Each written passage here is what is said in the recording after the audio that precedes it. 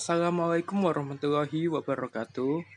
Perkenalkan, nama saya Aris Setiawan, nomor induk mahasiswa 19802244015. Di sini saya akan menjabarkan studi kasus tentang kepemimpinan Adolf Hitler. Adolf Hitler merupakan salah satu pemimpin kelahiran Austria yang menjadi salah satu tokoh pemimpin yang terkenal di seluruh dunia.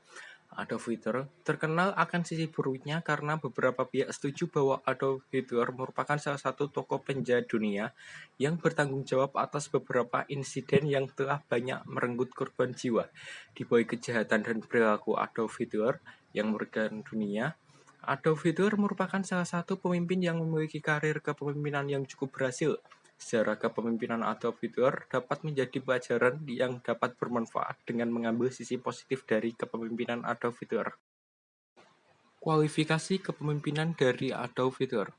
Menurut Edwin Giseli dan Handoko pada tahun 2000 mengemukakan bahwa sifat dasar seorang pemimpin sebagai pengawas, kebutuhan akan prestasi dalam pekerjaan, kecerdasan, ketegasan, kepercayaan diri, dan inisiatif.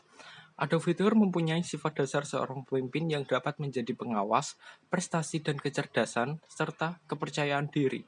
Kehidupan pendidikan yang ditempuh Hitler, meskipun mengalami kegagalan berkali-kali, penolakan terhadap Hitler yang berkeinginan masuk ke Akademi Seni, Hitler dalam dunia militer sebagai anggota pasukan Batavia, panglima tertinggi Angkatan Darat, pemimpin partai Nazi, serta kepala negara dan kepala pemerintahan Jerman. Fungsi kepemimpinan Adolf Hitler. Menurut Reza, pada tahun 2000 terdapat 5 fungsi kepemimpinan antara lain fungsi instruktif, fungsi konsultatif, fungsi partisipasi, fungsi delegasi, dan fungsi pengendalian. Adolf Hitler memiliki beberapa keterkaitan antara fungsi pokok kepemimpinan dan dirinya.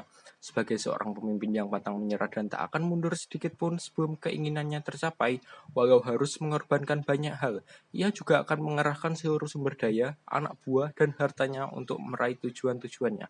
Hitler selalu gagal terpilih untuk menjadi presiden, namun ia terus berjuang dan terus berusaha mendapatkan posisi itu. Selain kemampuan yang tinggi dalam menyampaikan pidato dan orasi, Hitler juga seorang pemimpin yang sangat tegas. Hitler tak akan pernah pandang bulu yang telah membuat kesalahan dalam memberikan sanksi. Warga Bavaria sangat menghormati dan menghargai Hitler karena kepemimpinan dan sifat tegas yang melekat pada dirinya.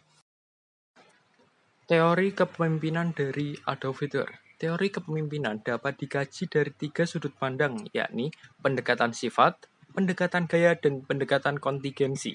Hitler adalah pemimpin yang autokratis dan diktator kejam dan tidak berperi kemanusiaan. Namun demikian, Hitler juga seorang pemimpin yang karismatik. Kemampuan Hitler mempengaruhi orang lain lewat pidato dan orasinya, Hitler juga tak pernah kehilangan dukungan dan rasa simpatik dari anak buahnya dan masyarakat Bavaria. Hitler sangat menjaga hubungan baik dengan para bawahannya dan menjaga rasa percaya para bawahan kepadanya. Pengaruh dalam kepemimpinan Adolf Hitler. Hughes mengemukakan bahwa seorang pemimpin harus mampu mempengaruhi orang lain dengan berbagai tipe kombinasi kekuasaan agar mampu bekerja sesuai dengan tujuan organisasi. Hitler dan Nazi memanfaatkan krisis, memanfaatkan sosial, politik, dan ekonomi di Jerman untuk melakukan revolusi nasional.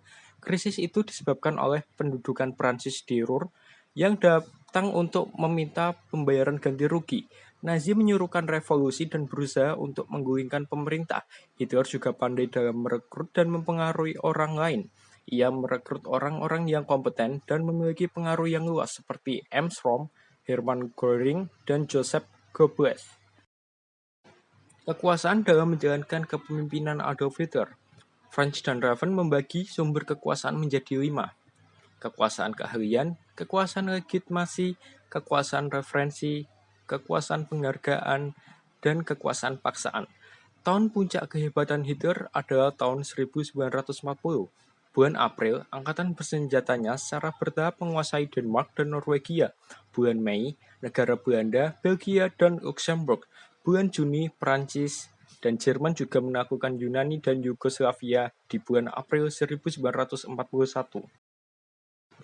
Gaya kepemimpinan Adolf Hitler.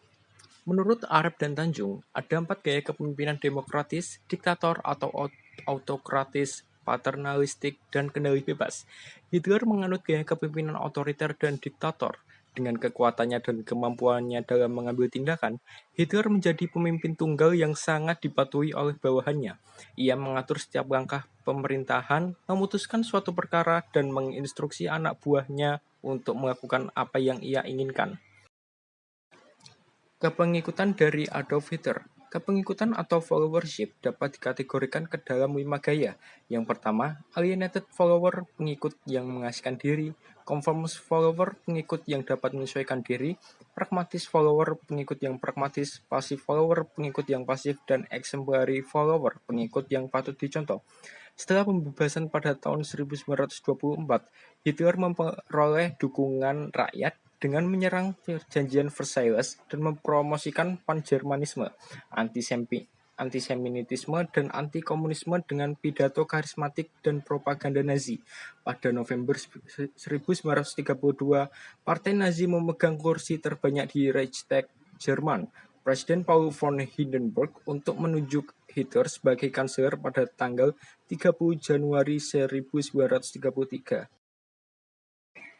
Pembuatan keputusan dari Adolf Hitler. Handoko mengatakan bahwa pengambilan keputusan merupakan hal yang sangat penting bagi individu maupun organisasi. Pada 44 tahun, Hitler menjadi kanselir Jerman dan membentuk pola pemerintahan kediktatoran dengan menggunakan aparat pemerintah yang menyapu bersih semua golongan oposisi. Hitler dapat meraih dukungan sebagian besar penduduk Jerman karena dia berhasil menekan jumlah pengangguran dan melakukan perbaikan ekonomi. Hitler menetapkan pemerataan ekonomi dan meningkatkan lapangan pekerjaan dan sarana-sarana umum serta proyek-proyek umum seperti mobil Volkswagen. Hitler dianggap sebagai salah satu orang paling jahat sepanjang sejarah. Reputasinya ini terutama didasarkan pada gaya kepemimpinan Hitler yang otoriter dan anggapan bahwa Hitler merupakan biang keladi terjadinya Perang Dunia Kedua, perang terbesar yang pernah terjadi. Sejarah kepemimpinan Adolf Hitler dapat menjadi pelajaran yang dapat bermanfaat dengan mengambil sisi positif dari kepemimpinan Adolf Hitler. Sekian dan terima kasih.